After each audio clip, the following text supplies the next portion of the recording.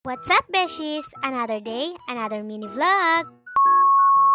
Wala ngang pasok ngayon dahil sa bagyong Tino, kaya naman nagkayayaan na naman kami ng asawa ko na pumunta sa Amot. Kakoy manggugulay ulit kami dahil doon lang naman malawak yung gulayan namin. Charis. Doon lang kasi talaga kami nakakahingi ng iba't ibang klase ng gulay. Pagdating namin doon, inaabot na namin si Papa Cesar na nanggugulay ng puso ng saging. Tapos napansin ko yung bulaklak ng saging, wala na siya yung matigas sa gitna. Yung para bang posporo. So naisip ko, sabi ko baka gagawin ni Papang torta. Dahil yun naman talaga usually yung ginagawa namin sa bulaklak ng puso ng saging. Sa kanila ko lang din naman natutunan. So ito yung mismong puso, ginataan niya ni Papa Cesar na may lahok na sardinas. Yan yung inulam namin nung lunch. At aba, talaga naman palang may bagong recipe yung mag-asawa dito sa bulaklak ng saging.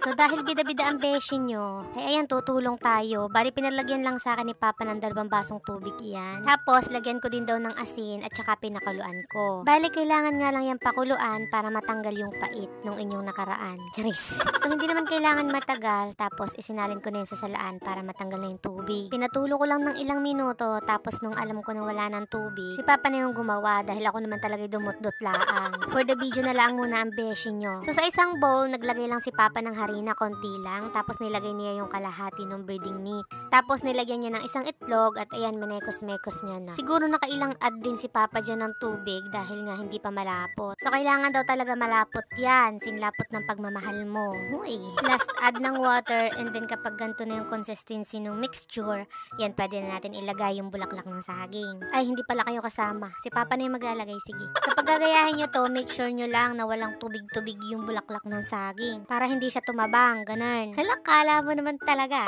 Nagpainit na nga dyan si Papa ng kawali, and then nung mainit na, nilagay niya na rin yung mantika. Kailangan beshi marami yung mantika, ha? At nung mainit na yung mantika, ayan, inilagay na rin ni Papa yung bulaklak ng saging. Kailangan nga pala isa-isa ang paglalagay dahil pag yan nagdikit-dikit, naku, asahan nyo hindi yan masarap. At ito nga palang recipe na ito ay tinatawag ng mag-asawang crispy chicharong bulaklak ng saging. Halaka.